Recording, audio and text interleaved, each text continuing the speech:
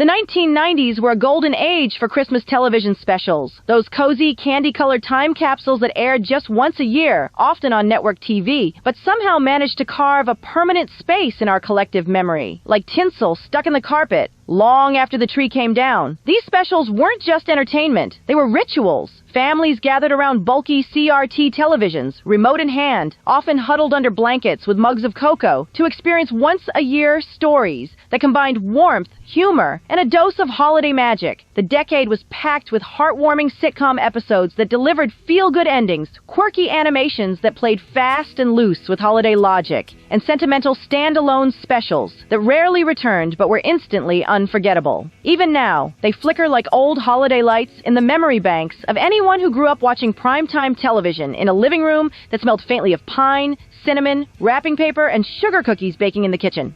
The wave of 90s holiday programming really began in December 1989, when The Simpsons aired its first full-length episode, Simpsons Roasting on an Open Fire. Though it technically premiered just days before the start of the new decade, this episode deserves honorary status as the kickoff to the 90s Christmas TV era. It wasn't just a Christmas episode, it was the introduction of a cultural juggernaut that would define television for decades to come. The story was offbeat and bittersweet. Bart gets a tattoo that lands Marge in a financial bind. Homer, under pressure to save Christmas after his holiday bonus gets cut, secretly works as a mall Santa. When that gig doesn't pan out, fate intervenes in the form of a last-minute racetrack rescued dog, Santa's little helper. This wasn't the sanitized, overly sweet holiday special viewers were used to. It was messy, funny, dark in places, but still full of heart.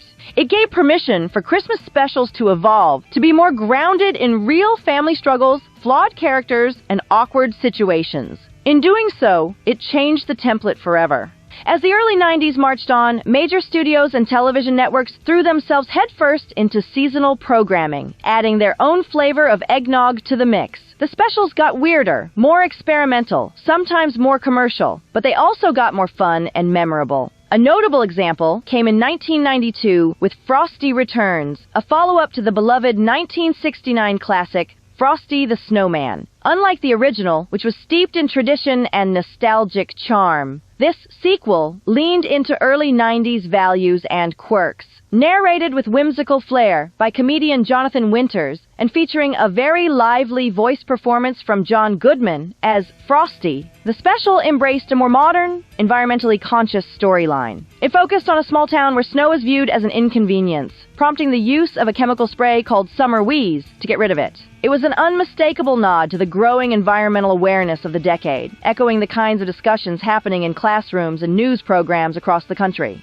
For kids watching in places like Southern California, where Christmas rarely looked like the snow globe scenes in books and commercials, the concept of a snowless holiday didn't seem all that far-fetched. In fact, Frosty Returns hit differently in warmer climates. It reflected a version of the season that didn't rely on snowdrifts and icy sidewalks. Still, despite its attempt to bring Frosty into a more eco-conscious contemporary world, the special didn't quite capture the same timeless magic as its predecessor. It felt more like a PSA with jokes rather than a pure holiday classic. Yet somehow, that didn't stop it from airing year after year. It became a staple of December programming, frequently slotted between more traditionally beloved specials like Rudolph the Red-Nosed Reindeer and A Charlie Brown Christmas. Over time, even with its slightly preachy tone and dated animation style, it nestled into a corner of 90s nostalgia, earning a permanent, if peculiar, place in the canon of holiday TV. Like a less popular ornament you still hang up every year, Frosty Returns stuck around not because it was flawless, but because it became part of the annual rhythm.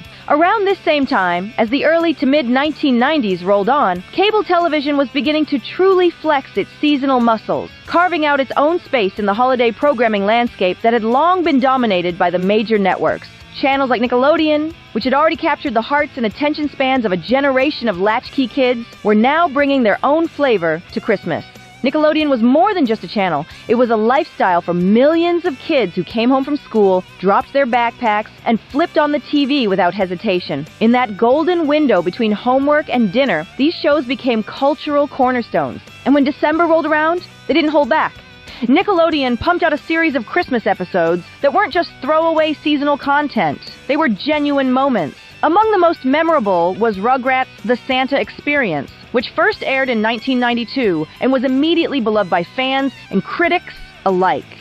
With its imaginative, baby-sized view of the holiday season, the episode managed to tap into that magical feeling of childhood anticipation, the wide-eyed belief in Santa, the chaos of last-minute shopping, the joy of sneaking peeks at presents under the tree. But beneath the colorful animation and slapstick humor, the episode delivered something more meaningful. It wove in a surprisingly heartfelt subplot about Angelica, the series' resident troublemaker, and her struggle with guilt after trying to manipulate Santa for extra gifts.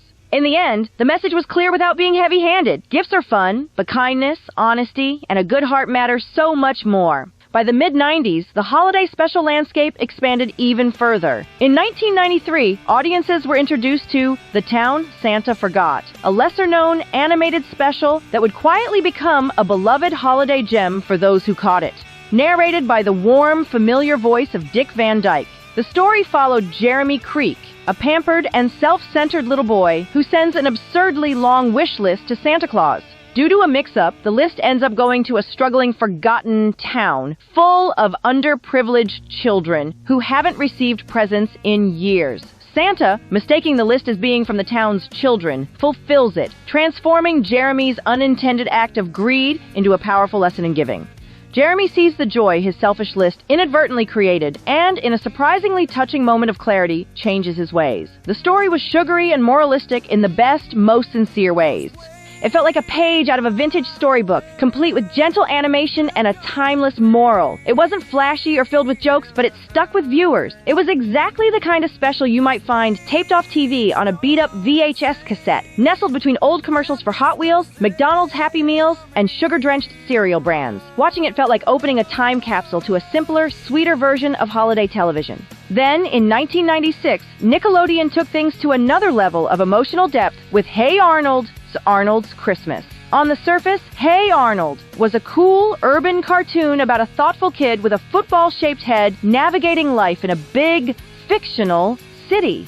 It had jazz riffs in the intro, quirky supporting characters, and a distinctly grounded vibe.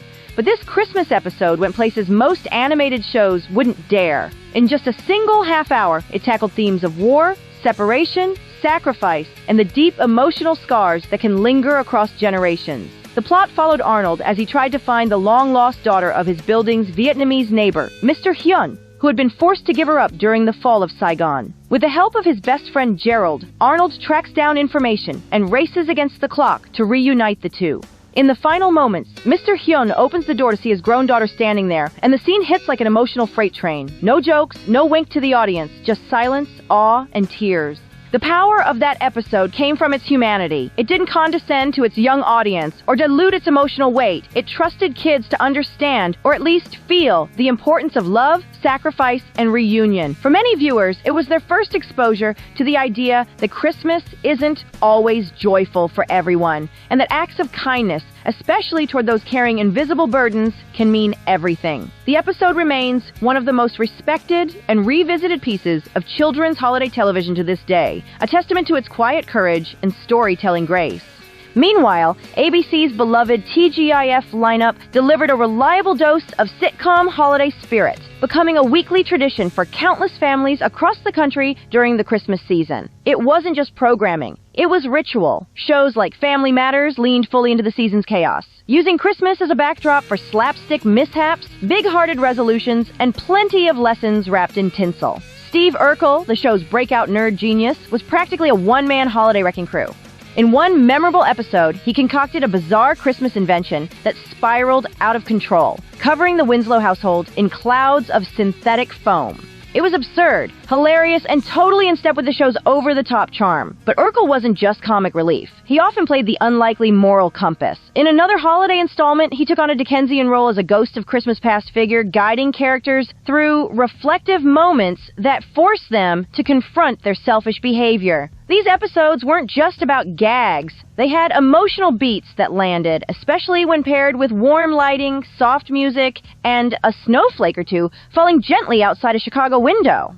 Over in San Francisco, Full House followed suit, crafting heartfelt Christmas episodes that leaned heavily into sentiment and family values, even in the absence of actual snow. The Tanners, ensconced in their iconic Victorian home with a sweeping staircase perfect for gift reveals, regularly used the holiday season to bring their already tight-knit family even closer. One episode featured Aunt Becky feeling homesick for a snowy Nebraska Christmas, longing for the kind of winter wonderland that California simply couldn't provide. What followed was a feel-good attempt by the rest of the family to recreate that snowy magic using lights, props, and the boundless optimism that defined the show. Despite Joey's cringeworthy impressions and Uncle Jesse's obsession with perfect hair, the show consistently delivered moments of genuine affection. Whether it was Michelle learning about giving or DJ struggling with holiday jealousy, each story wrapped up with a hug and a moral, just in time for the next Friday night's episode. The animated world joined the party too, with gems like Recess putting a fresh kid-focused spin on the season. Its 1998 episode Miracle on 3rd Street was a standout, cleverly told through a series of flashbacks as the kids waited for their parents,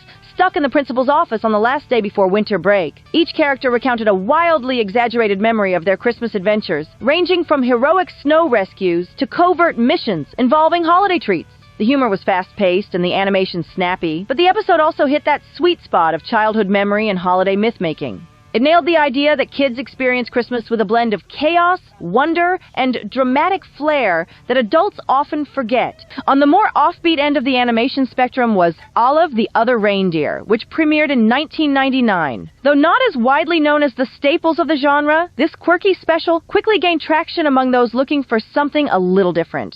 Olive, a small dog with a big heart, mishears a radio broadcast and becomes convinced that she's meant to join Santa's reindeer team and save Christmas.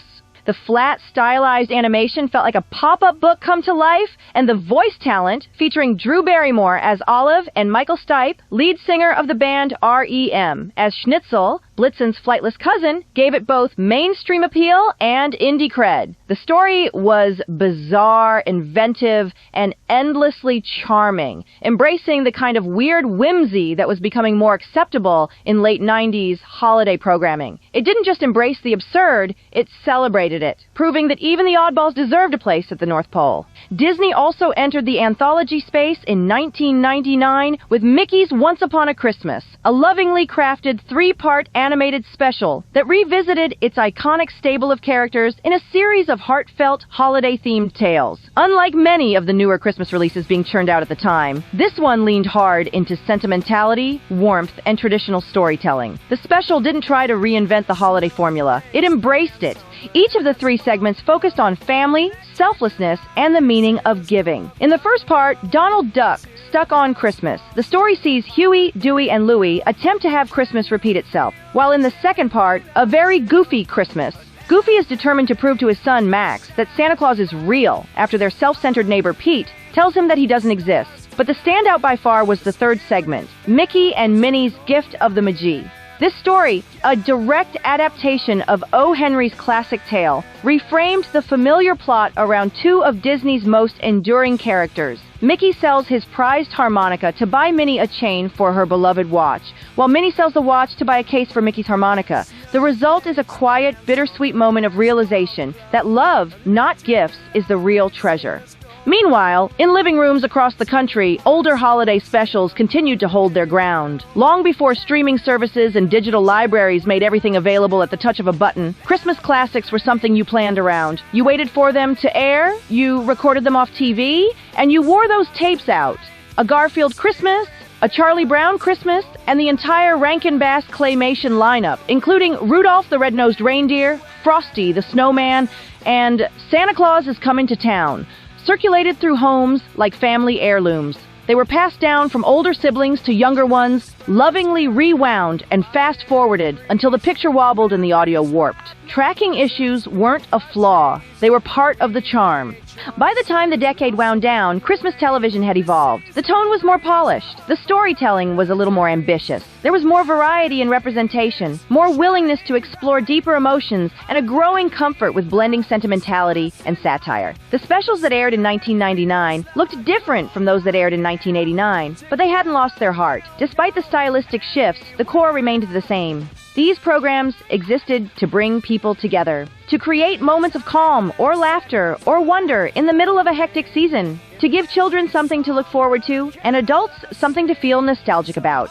For kids who grew up in the 1990s, Christmas TV wasn't just programming. It was a kind of cultural glue. Whether it was Mickey and Minnie exchanging gifts, Garfield reluctantly learning to enjoy the holidays, or Charlie Brown holding up that tiny tree, these moments embedded themselves in memory. They represented a simpler time, or at least the illusion of one, and carried emotional weight far beyond their runtime. They weren't just something to watch while cookies baked or snow fell outside. They were part of the ritual, part of the magic, and for many of those now-grown kids, they still are. Come along, let's sing, where the joy will bring. Tune into the beat, feel the magic, it's true. Channel 199X, we're here just for you.